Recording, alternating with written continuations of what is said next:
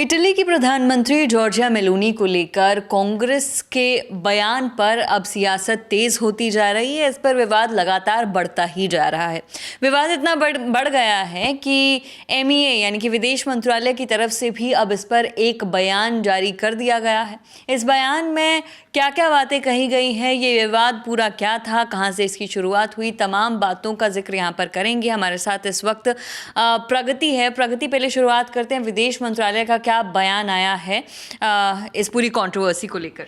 तो नेहा, कांग्रेस की तरफ से पीएम जॉर्जिया मेलोनी को लेकर जो स्टेटमेंट आया है उस पर भारत के विदेश मंत्रालय की तरफ से अब जवाब आया है। भारत के विदेश मंत्रालय के प्रवक्ता रणधीर जायसवाल से जब कांग्रेस के स्टेटमेंट पर सवाल पूछा गया तो उन्होंने जवाब दिया कि इटली के साथ हमारे संबंध बहुत मजबूत हुए हैं। हाल के बरसों में दोनों देश के रिश्ते हर क्षेत्र में मजबूत हुए हैं। डिप्लोमेटिक प्रैक्टिस के तहत ये ज़रूरी है कि हम एक दूसरे का सम्मान करते हुए आपसी समझ को ध्यान में रखकर इन रिश्तों को और आगे बढ़ाएं। इस स्टेटमेंट पर एमईए की तरफ से ये जवाब आया है। पूरी कंट्रोवर्सी क्या है, ये मामला कहां से आया, उससे पहले आप ये वीडियो देखिए। Foreign policy is this.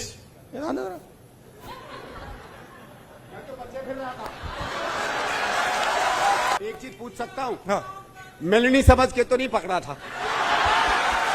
तो ये स्टेटमेंट है जिसको लेकर पूरा विवाद शुरू हुआ।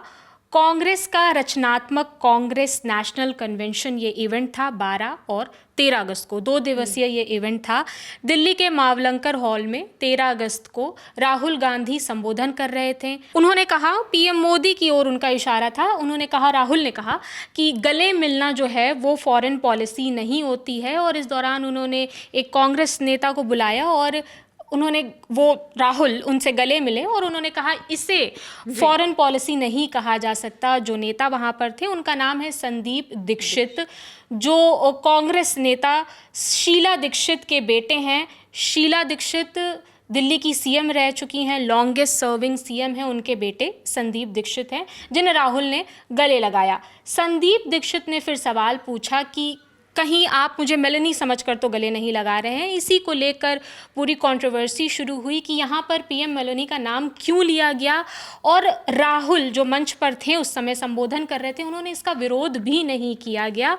इसे अपमानजनक तौर पर देखा गया पीएम मेलोनी के लिए खास तौर पर, और बीजेपी ने इसका विरोध किया। तमाम बीजेपी नेताओं ने बयान दिया है। सबसे पहले देख लेते हैं कि असम के मुख्यमंत्री हिमंता बिस्वा शर्मा ने लिखा है कि कांग्रेस के वंशवादी नेतृत्व ने एक बार फिर शालीनता की सारी हदें पार कर दी हैं। एक मित्र देश की महिला राष्ट्राध्यक्ष के बारे में आपत्तिजनक टिप्पणी की गई। मंच पर और दर्शकों में मौजूद महिलाएं भी उन पर हंसती रहीं। ये केवल राजनीतिक अशिष्टता नहीं है बल्कि भारत के विदेश संबंधों को नुकसान पहुंचाने की कोशिश भी है।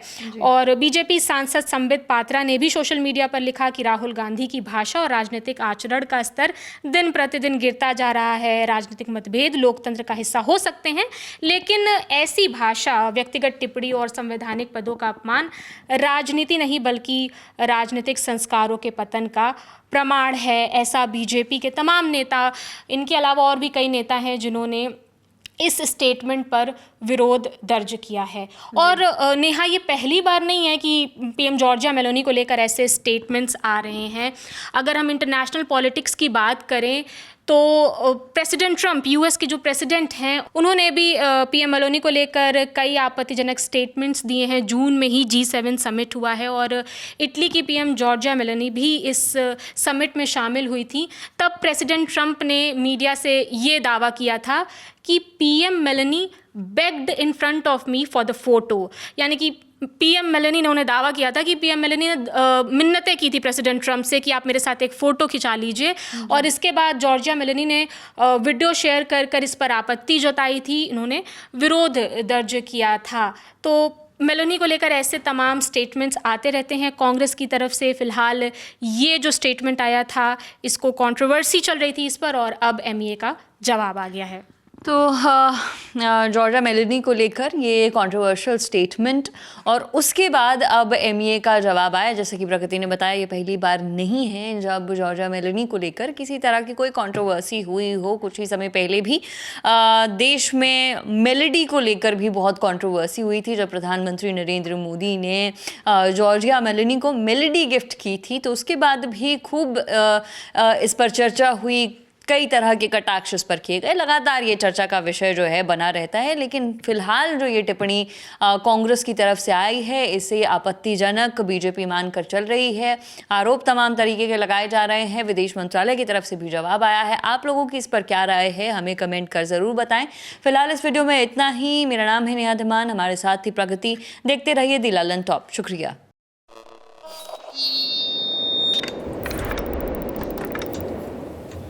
भक्ति परमात्मा साकार हरि का करता है तो वही अमर हो जाता है।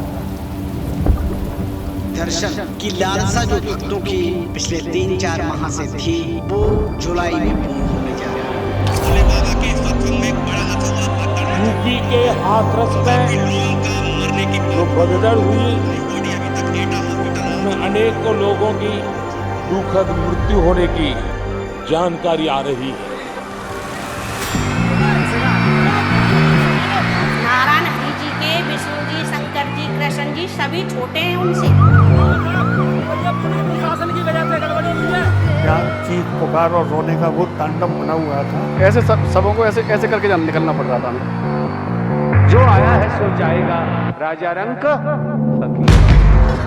विभिन्न वाहनों से डेड बॉडी आने का तांता लगा है। जो आंखों सामने घटना हुई थी उसको वो पूरी तरह से सही तरह से नहीं बता पा रहे। क्या हुआ था वहाँ पर? मन तक अच्छा ना देख पाओ।